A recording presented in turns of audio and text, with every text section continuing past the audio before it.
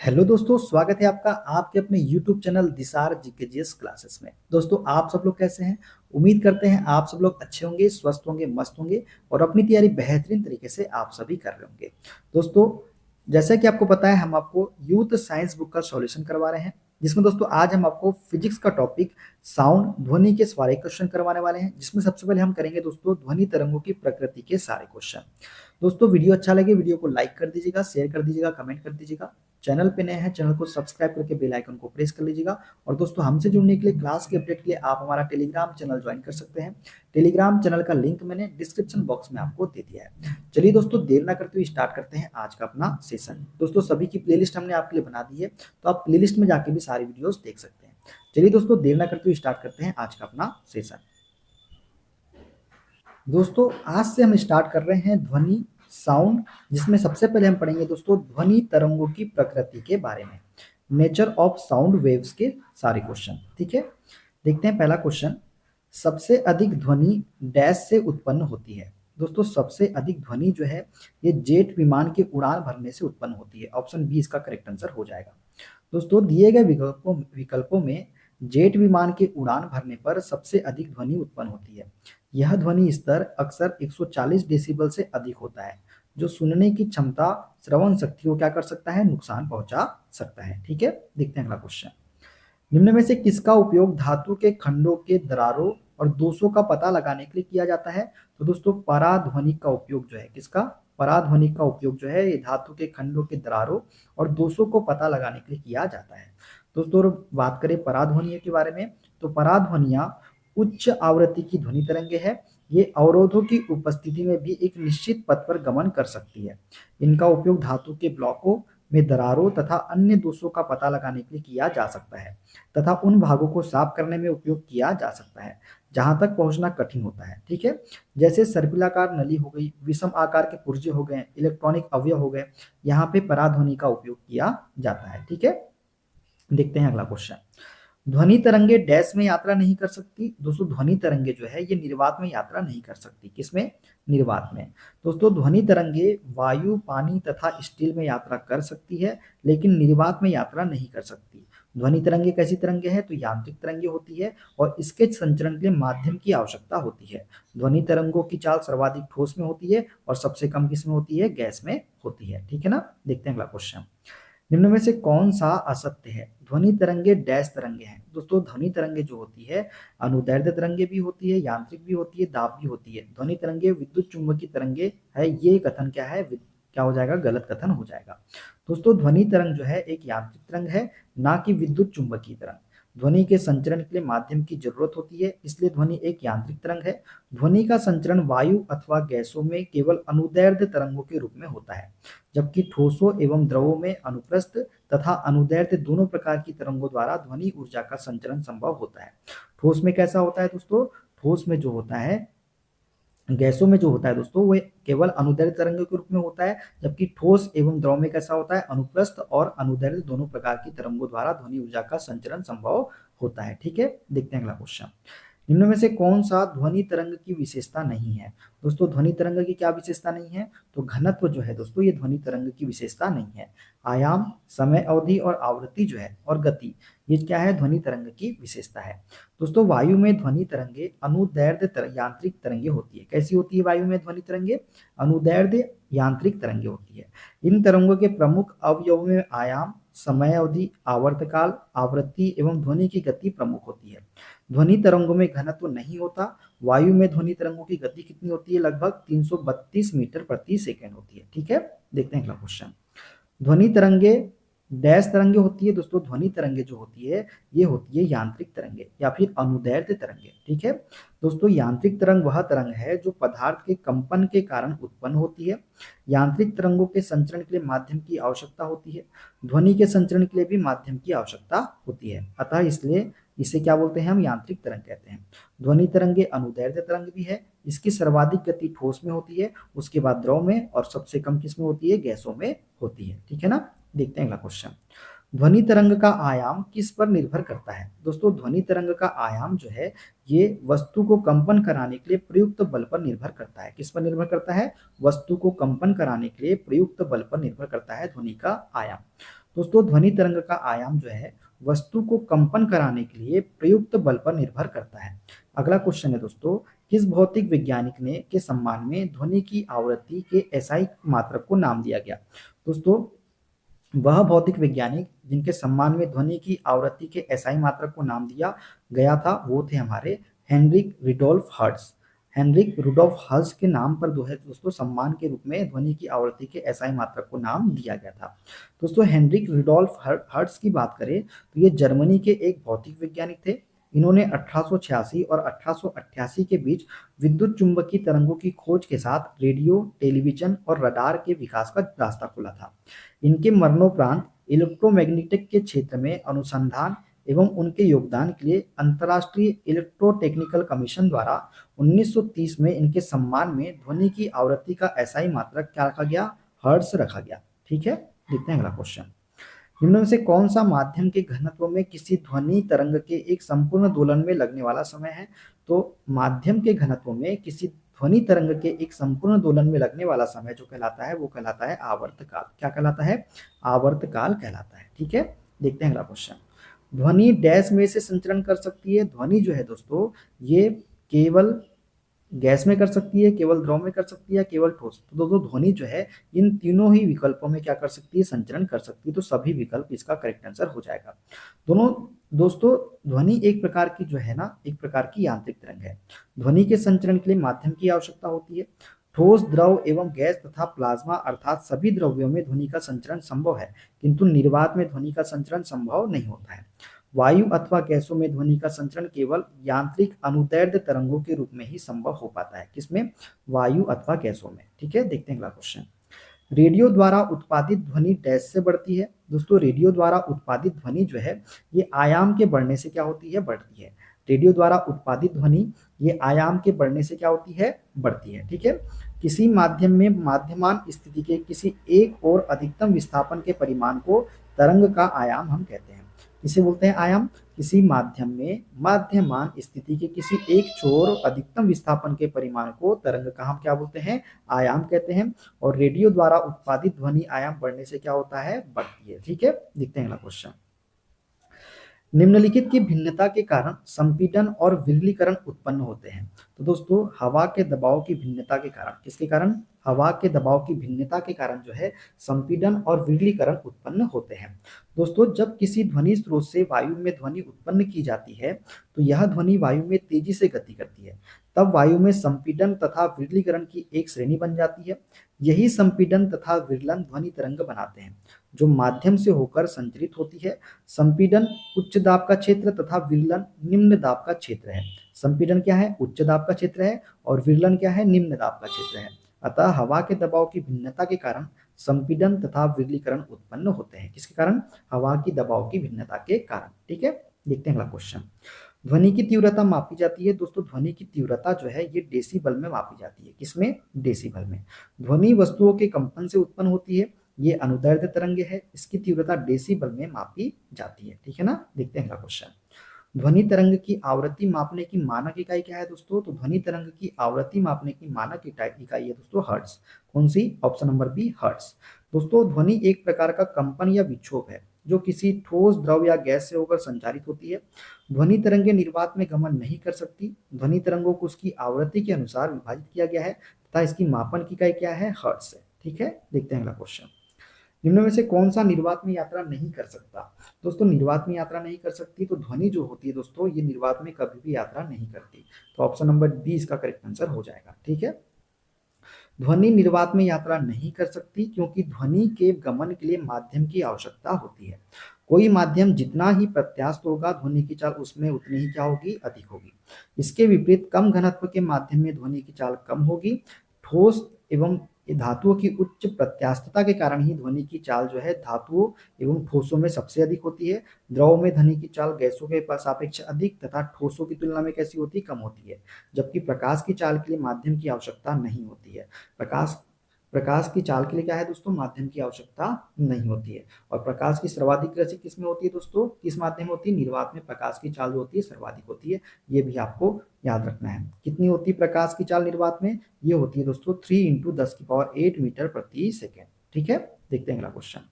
जब ध्वनि हवा के माध्यम से गुजरती है तो हवा के कण डैश। दोस्तों जब ध्वनि हवा के माध्यम से गुजरती है तो हवा के कण जो है तरंग प्रसार की दिशा में कंपन करते हैं, मतलब तरंग की दिशा में ही क्या करते हैं, कंपन करते हैं। तो ऑप्शन ए इसका क्या हो जाएगा, सही आंसर हो जाएगा। जब ध्वनि हवा के माध्यम से गुजरती है तो हवा के कण तरंग प्रसार की दिशा में कंपन करते हैं। ध्वनि एक यांत्रिक तरंग है जिसे संचरण के लिए माध्यम की आवश्यकता होती है। ठीक है, देखते हैं अगला क्वेश्चन। ध्वनि डैश का एक रूप है जो सुनने की अनुभूति पैदा करती है। तो दोस्तों ध्वनि जो है ये यांत्रिक ऊर्जा का एक रूप है जो सुनने की अनुभूति पैदा करती है। तो ऑप्शन बी इसका करेक्ट आंसर हमारा हो जाएगा। दोस्तों ध्वनि जो है यांत्रिक ऊर्जा का एक रूप है जो सुनने की अनुभूति पैदा करती है। हवा में ध्वनि तरंगे डैश होती है, तो हवा में ध्वनि तरंगे जो है दोस्तों ये कैसी होती है, अनुदैर्ध्य होती है। कैसी होती है, अनुदैर्ध्य होती है। जब किसी माध्यम में तरंग गति की दिशा माध्यम के कणों के कंपन करने की दिशा के अनुदिश या समानांतर होती है तो ऐसी तरंगों को अनुदैर्ध्य तरंगे हम कहते हैं। अनुदैर्ध्य तरंगे सभी माध्यम में उत्पन्न की जा सकती है। ये तरंगे संपीड़न और विरलन के रूप में संचारित होती है। वायु में उत्पन्न तरंगे, भूकंप तरंगे, स्प्रिंग में उत्पन्न तरंगे, ये सभी कैसी तरंगे हैं, तो ये सभी अनुदैर्ध्य तरंगे हैं। ठीक है, देखते हैं अगला क्वेश्चन।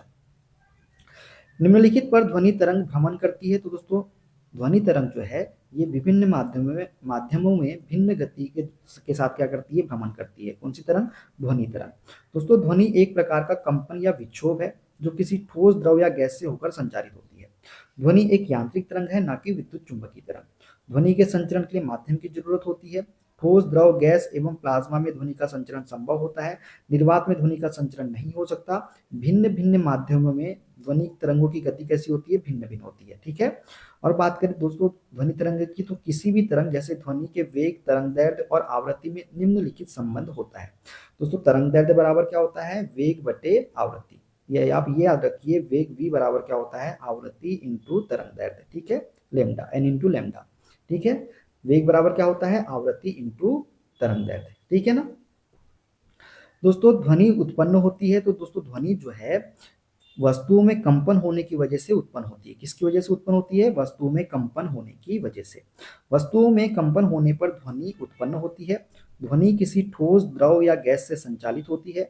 मुख्य रूप से उस कंपन को ध्वनि कहते हैं जो मानव के कानों में सुनाई पड़ती है। ध्वनि एक यांत्रिक अनुदैर्ध्य तरंग है, ना कि विद्युत चुंबकीय तरंग। ध्वनि के संचालन में माध्यम की आवश्यकता होती है, इसलिए निर्वात में ध्वनि का संचालन नहीं हो सकता है। ठीक है, देखते हैं अगला क्वेश्चन। निम्न में से किस माध्यम में से ध्वनि नहीं जा सकती, तो दोस्तों इस्पात में जा सकती है, वायु में जा सकती है, दूध में जा सकती है। निर्वात में ध्वनि संचरित नहीं हो सकती, किसमें, निर्वात में। ठीक है ना। ध्वनि एक प्रकार का कंपन या विक्षोभ है दोस्तों जो ठोस, द्रव या गैस से होकर संचारित होती है। ध्वनि तरंगों के रूप में गमन करती है। ध्वनि की चाल मुख्यतः माध्यम की प्रत्यास्थता तथा घनत्व पर निर्भर करती है। ध्वनि की चाल विभिन्न माध्यमों में भिन्न भिन्न होती है। गैसों में ध्वनि अत्यंत धीमी गति से, द्रव में तीव्र गति से और ठोसों में तीव्रतम गति से गमन करती है। ध्वनि निर्वात में गमन नहीं कर सकती। वायु में ध्वनि की चाल 332 मीटर प्रति सेकंड, जल में 1483 मीटर प्रति सेकंड और लोहे में होती है 5130 मीटर प्रति सेकंड। ठीक है, ये सब आपको याद रखना है। ध्वनि तरंगों के संबंध में निम्न में से कौन सा कथन सही नहीं है। दोस्तों ये 330-350 मीटर प्रति सेकंड की रफ्तार से यात्रा करती है। ठीक है, ये मैकेनिकल तरंगे हैं। ठीक है, इन्हें यात्रा करने के लिए किसी प्रकार के माध्यम की आवश्यकता नहीं होती। नहीं दोस्तों, इसको यात्रा करने के लिए माध्यम की आवश्यकता होती है। तो ये सी वाला ही क्या है, सही कथन नहीं है। ठीक है दोस्तों, ध्वनि तरंगों के संबंध में जो इन्हें यात्रा करने के लिए क्या होता है, इन्हें यात्रा करने के लिए किसी प्रकार के माध्यम की आवश्यकता नहीं होती। ये क्या है, सही नहीं है। ध्वनि की चाल विभिन्न माध्यमों में भिन्न भिन्न होती है। गैसों के सापेक्ष द्रव में प्रत्यास्थता अधिक होती है तथा ठोस में सबसे अधिक होती है। यही कारण है कि द्रव में ध्वनि की चाल गैसों की अपेक्षा अधिक तथा ठोसों में सबसे अधिक होती है। वायु में ध्वनि की चाल कितनी होती है, 332 मीटर प्रति सेकंड। जल में ध्वनि की चाल 1493 मीटर प्रति सेकंड और लोहे में ध्वनि की चाल 5130 मीटर प्रति सेकंड होती है। ठीक है, याद रखना है आपको। ध्वनि संचरण के समय माध्यम में कणों के उच्च घनत्व का क्षेत्र क्या कहलाता है, तो दोस्तों ध्वनि संचरण के समय माध्यम में कणों के उच्च घनत्व का क्षेत्र जो है ये संपीड़न कहलाता है। उच्च घनत्व का क्षेत्र क्या कहलाता है, संपीड़न। और निम्न घनत्व का क्षेत्र क्या कहलाता है, विरलीकरण। ठीक है ना, ठीक है ना, समझ गए ना। ध्वनि संचरण के समय माध्यम के कणों के उच्च घनत्व का क्षेत्र संपीड़न, कंप्रेशन तथा कम घनत्व का क्षेत्र विरलन, रेयरफेक्शन कहलाता है। क्या कहलाता है, रेयरफेक्शन कहलाता है। ठीक है ना दोस्तों, याद रख लोगे। दोस्तों अब हम पढ़ेंगे ध्वनि तरंगों की आवृत्ति, परिसर और तीव्रता के सारे क्वेश्चन। ठीक है, देखते हैं पहला क्वेश्चन। 20 हर्ट्ज से कम आवृत्ति वाली ध्वनि को क्या कहते हैं? दोस्तों 20 हर्ट्ज से कम आवृत्ति वाली ध्वनि को हम क्या बोलते हैं? अवश्रव्य ध्वनि बोलते हैं। क्या बोलते हैं? अवश्रव्य ध्वनि कहते हैं। 20 हर्ट्ज से कम आवृत्ति वाली ध्वनि को अवश्रव्य ध्वनि कहते हैं तथा 20 से 20,000 हर्ट्ज तक की आवृत्ति वाली ध्वनि को श्रव्य ध्वनि और 20,000 हर्ट्ज से अधिक आवृत्ति वाली ध्वनि को हम क्या बोलते हैं? पराश्रव्य ध्वनि हम कहते हैं। ठीक है, देखते हैं अगला क्वेश्चन। 0.01 सेकेंड की अवधि आवर्तकाल वाली ध्वनि तरंग की आवृत्ति डैश होगी। दोस्तों हम जानते हैं आवृत्ति n बराबर क्या होता है? ये होता है 1 अपॉन आवर्तकाल मतलब टी के। क्या होता है? आवृत्ति n बराबर होता है 1 बटे आवर्तकाल के। हमको क्या दिया गया है? आवर्तकाल 0.01 सेकेंड, तो n बराबर क्या हो जाएगा? आवृत्ति निकालेंगे तो 1 बटे 0.01 सेकेंड। पॉइंट हटेगा दोस्तों, ऊपर क्या हो जाएगा? 2 जीरो चले जाएंगे, तो n बराबर कितना आ जाएगा? 100 हर्ट्ज आ जाएगा। कितना? 100 हर्ट्ज। ऑप्शन सी इसका करेक्ट आंसर हमारा हो जाएगा। ठीक है, देखते हैं अगला क्वेश्चन। निम्न में से कौन सा रव स्तर नॉइस लेवल दीर्घकालिक समय तक अनुभव किए जाने पर मानव स्वास्थ्य के लिए संभावित रूप से हानिकारक माना जाता है? तो दोस्तों 90 डेसिबल।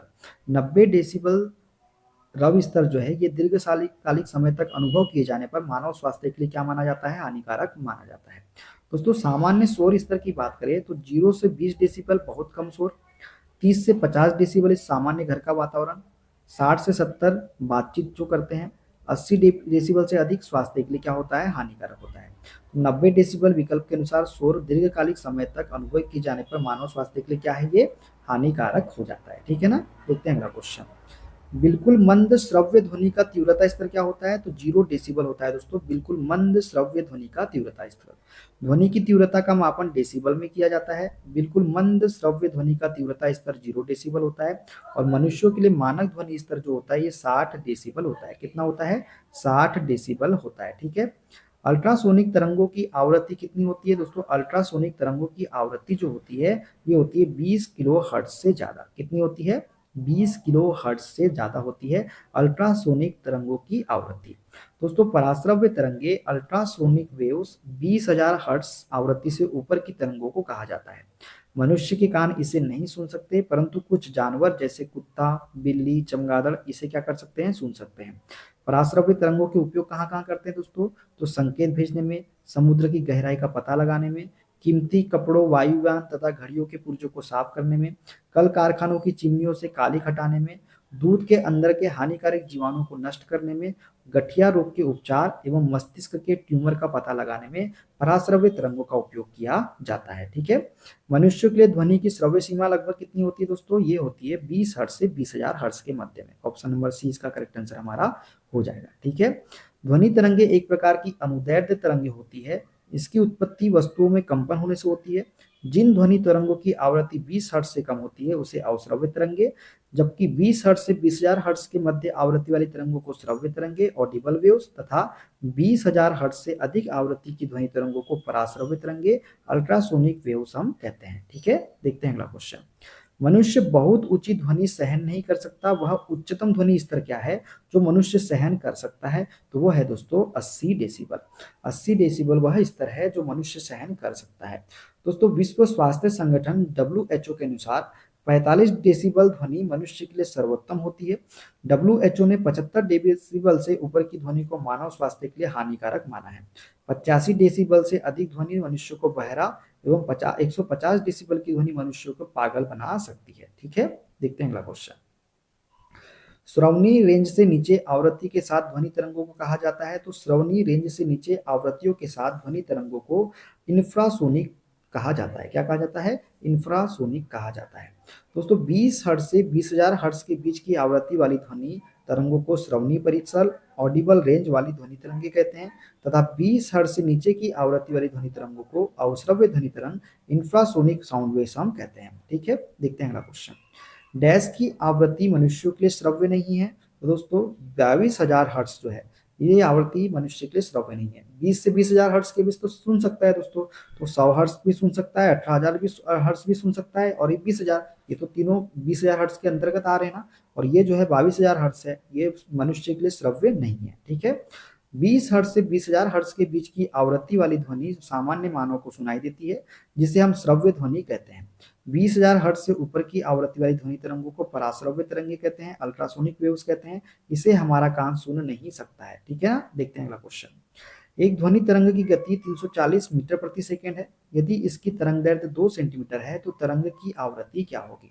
दोस्तों हम जानते हैं वेग v बराबर क्या होता है? चाल वेग v बराबर होता है आवृत्ति इंटू तरंग दैर्ध्य लेम्डा के। ठीक है दोस्तों, तरंग की गति कितनी है हमारे पास में? वेग कितना दिया है? 340 दिया गया है।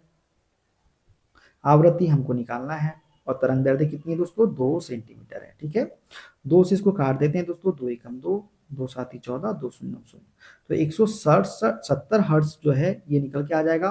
किसका मान? आवृत्ति का मान। Option number B correct answer हो जाएगा। ठीक है दोस्तों, चलिए आगे बढ़ते हैं। डैश तरंगे चमगादड़ को उनके रास्ते में आने वाली बाधाओं का पता लगाने में मदद करती है।